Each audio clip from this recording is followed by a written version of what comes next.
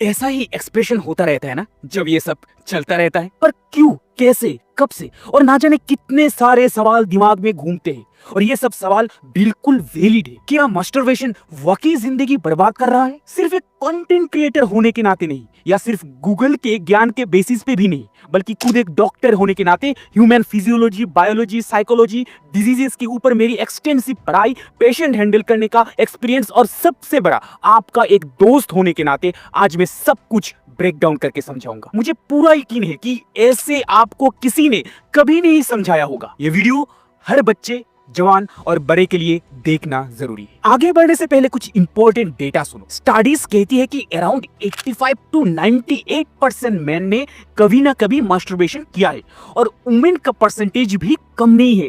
Estimates के मुताबिक 85 से 90% तक वुमेन भी मास्टरबेशन करती है। तो सवाल उठना बिल्कुल जायज है।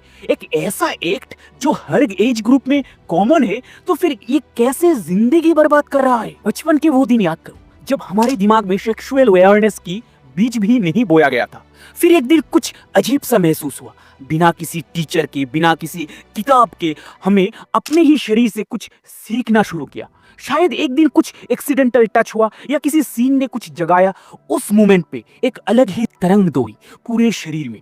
तब तो समझ भी नहीं आया, पर अंदर कुछ हुआ, कुछ नया, कुछ सुकून भरा। लेकिन अगर हम इस एक्ट को बायोलॉजिकल लेंस से देखें तो ये सिर्फ एक शारीरिक क्रिया नहीं, ये एक पूरी न्यूरोकेमिकल ऑर्केस्ट्रा है। एक कहानी है जिसमें डोपामिन से लेके spinal cord, neuronal pathway, brain centre, reproductive and genital organs तक सब कुछ शामिल है। जब कोई सेक्सुअल थॉट्स या स्टिमुलस दिमाग में आता है, हो सकता है एक मेमोरी, एक विजुअल या सिर्फ एक कल्पना हो, तब हमारा हाइपोथैलेमस एक्टिवेट होता है। यह ब्रेन का एक मास्टर कंट्रोल सेंटर है जो हार्मोनल और इमोशनल रेस्पॉन्स को कोऑर्डिनेट करता है। इसके बाद हमारे पैरासिम्पैथेटिक नर्वस सिस्टम काम में आता है, जिसका काम है रिलैक्सेशन, ब्लड फ्लो और एराउजल। ब्लड जेनिटल एरिया में फ्लो करता है, बॉडी सेक्सुअली प्रिपेयर होने लगती है। तब स्पाइनल कॉर्ड्स के सेंसरी नर्व, जो mostly T11 to L2 region में होती है, सिग्नल भेजता है। स्टिमुलेशन बढ़ने पर सिंपैथेटिक नर्वस सिस्टम ट्रिगर होता है, जो इजैकुलेशन का मेन ड्राइवर है। और फिर न्यूरोट्रांसमीटर्स यानी कुछ शारीरिक केमिकल्स का एक एटॉमिक डांस चालू हो जाता है। क्या क्या है वो सब? डोपामिन, रिवॉर्ड और प्लेजर का बादशाह। ये आपके ब्रेन को कहता है ये अच्छा लगा, दोबारा करना चाहिए। ऑक्सीटोसिन, बॉन्डिंग हार्मोन, जो एक इमोशनल कंफर्ट देता है। सेरोटोनिन, स्टेबिलिटी और संतुलन बनाता है। एंडोर्फिन्स, पेन किलर और ब्लिस लाने वाला मॉलिक्यूल। और इजैकुलेशन के बाद आता है प्रोलेक्टिन, जो कूलिंग डाउन पीरियड शुरू करता है, जिसे रिफ्रैक्टरी फेज कहते हैं। ये सब इतनी नेचुरल और एलिगेंट बायोलॉजिकल प्रोसेस है, जैसे हार्ट बीट या डाइजेशन। फिजियोलॉजिकल साइंस कहता है मास्टरबेशन ना तो इनफर्टिलिटी लाता है, ना टेस्टोस्टेरोन कम करता है, ना मेमोरी लॉस होता है, ना स्पाइन सूख जाता है। असल में मॉडरेट मास्टरबेशन स्ट्रेस को कम करता है, स्लीप को बेटर बनाता है, इम्यून सिस्टम को सपोर्ट करता है और इवन स्पर्म क्वालिटी को इंप्रूव करता है because of regular clearance of old sperms. पर अगर ये इतनी नेचुरल चीज है तो फिर गिल्ट कहां से आई? और यहीं से शुरू होता है इस कहानी का दूसरा और सबसे इंपॉर्टेंट हिस्सा, असली कल्प्रिट कौन है। चलो इसे एक कहानी के रूप में समझते हैं। ये कहानी रियल है, बस नाम बदल दिए गए। रवि एक 17 साल का स्कूल स्टूडेंट, पढ़ाई में डिसेंट, क्रिकेट का शौकीन और एक इमेजिनेटिव माइंड वाला लड़का। लेकिन उसकी एक छोटी सी क्यूरियोसिटी ने धीरे धीरे उसके पूरे माइंडसेट को बदल दिया। शुरुआत एक नॉर्मल से मोमेंट से हुई। किसी फ्रेंड ने एक वीडियो भेजा, कैप्शन था don't open in front of parents. Ravi curious हुआ। जब उसने वीडियो खोला, उसने जिंदगी में पहली बार एक पॉर्न क्लिप देखी। शॉक, थ्रिल और प्लेजर तीनों एक ही वक्त में मिले। तब रवि को लगा बस एक बार देखा क्या फर्क पड़ता है। लेकिन उस दिन से कुछ बदल गया। हर बार जब रवि वो वीडियोस देखता, उसका दिमाग डोपामिन से फ्लड हो जाता। ये डोपामिन वही केमिकल है जो हम चॉकलेट खाने, एग्जाम क्लियर करने या किसी की तारीफ सुनने पर महसूस करते। लेकिन पॉर्न में ये डोपामिन इंस्टेंट और एग्जैजरेटेड होता है। स्क्रीन पर सब कुछ परफेक्ट होता है, unnatural bodies, unrealistic scenarios, non stop stimulation. ये रियल लाइफ नहीं होती, लेकिन दिमाग को लगता है ये सब असली है। हर बार जब रवि देखता, वो क्लाइमैक्स पर पहुंचता मास्टरबेशन के जरिए। कुछ ही महीनों में रवि दिन में 2-3 बार पॉर्न देखने लगा और हर वक्त क्लाइमैक्स मास्टरबेशन। बुक्स बोरिंग लगने लगी, दोस्तों से बात करने का मन नहीं करता, बॉडी वीक नहीं हुई पर फोकस, सेल्फ कंट्रोल और एनर्जी सब स्लो होने लगा। पढ़ाई में कंसंट्रेशन जीरो, मोटिवेशन गायब और अंदर ही अंदर गिल्ट बढ़ने लगा। मैं वीक हो गया हूँ, मुझे कुछ नहीं होगा, मैं खुद से हार गया। वो गिल्ट, वो इरिटेशन उसने रवि को और ज्यादा आइसोलेट कर दिया। कभी कभी वो गिल्ट से बचने के लिए फिर पोर्न देख लेता और फिर गिल्ट फिर से वापस आ जाता। ये बन गया एक विस्कस साइकिल।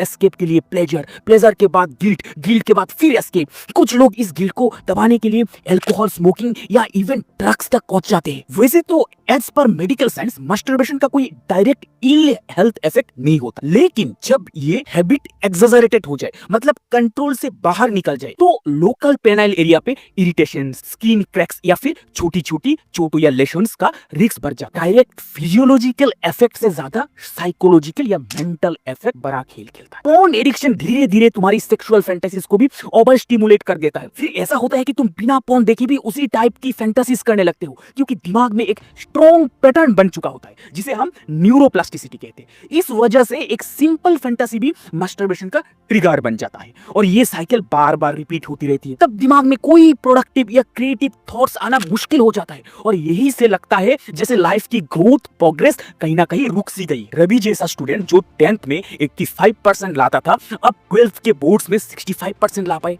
ना मोटिवेशन थी, ना क्लैरिटी, हर काम अधूरा लगता था।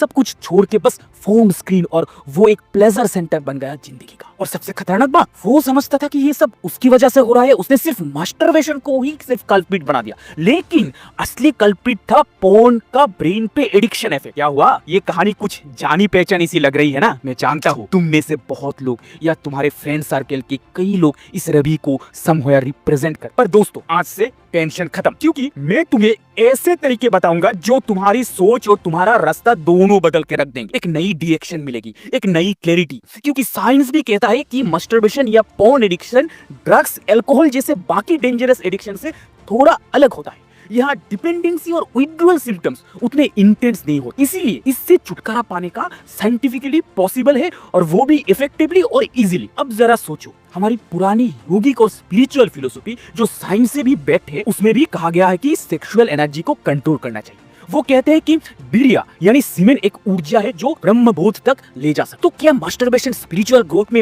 रुकावट है? Answer, not necessary. Spirituality suppression नहीं, ट्रांसफॉर्मेशन की बात करते। ओजस, तेजस और प्राणा, ये सब एक बैलेंस से बनता है। अगर सेक्सुअल अर्ज को माइंडफुली रेगुलेट करो बिना गिल्ट के, तो ये एनर्जी हायर पर्पस में कन्वर्ट हो सकती। स्वामी विवेकानंद ने कहा था, celibacy is strength but guilt is poison. A man who falls and rises again is greater than one who never try. यानी गलती नहीं, अवेयरनेस जरूरी। जब रवि ने ये बात समझी, तब उसने अपना डिटॉक्स जाननी शुरू की। कैसे? माइंड को मैनेज करने के लिए मेडिटेशन और प्राणायाम स्टार्ट किया।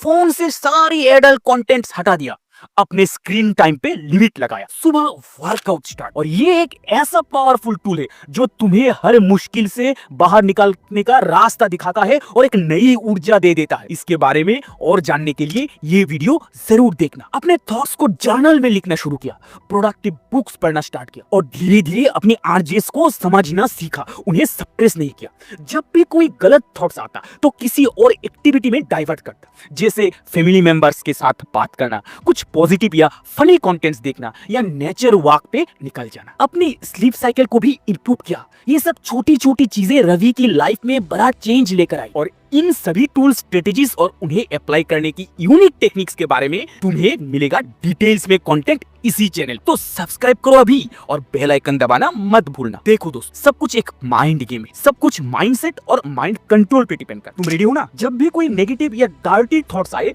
उसे लड़ना नहीं, बस अपने थॉट प्रोसेस को रिप्लेस करो किसी पॉजिटिव या क्रिएटिव थॉट्स। सिंपल। ये बिल्कुल वैसे ही है जैसे हम अल्कोहल या ड्रग एडिक्शन का ट्रीटमेंट करते हैं, जहां हम पेशेंट को एक ऐसा मेडिसिन देते हैं जो अल्कोहल जैसा हार्मफुल नहीं होता, लेकिन प्लेजर ऑलमोस्ट सिमिलर होता है, और धीरे धीरे दिमाग अल्कोहल को भूलने लगता है। वही प्रिंसिपल यहाँ भी काम करता है। तो जब भी कंफ्यूजन या स्ट्रगल हो, खुल के बात करो उनसे जो तुम्हें सही इंफॉर्मेशन और सही रास्ता दिखा सके। और इसी पर्पस के साथ मैं आया हूँ तुम्हारे बीच, तुम्हारे दोस्त के रूप में। अगर कोई भी प्रॉब्लम हो या मन में कोई कंफ्यूजन हो, सीधा कमेंट सेक्शन में लिखो। मैं हर एक कमेंट पढ़ूंगा, जवाब दूंगा और मिलके इस माइंड गेम को जीतेंगे। सेल्फ प्लेजर गलत नहीं, लेकिन जब वो अनकंट्रोल विजुअल स्टिमुलेशन के साथ कंपल्सिव हो जाए, तब एडिक्शन बन जाता है। इसमें ना शरीर की कमजोरी है, ना कैरेक्टर की, सिर्फ एक मिसअंडरस्टूड रिवार्ड सिस्टम। अपने दिमाग को समझो, उसे लड़ो नहीं, शेयर करो अपने हर दोस्त के साथ। जल्द मिलते हैं, डेली 1% बेटर बनते रहो। जैन भौमिक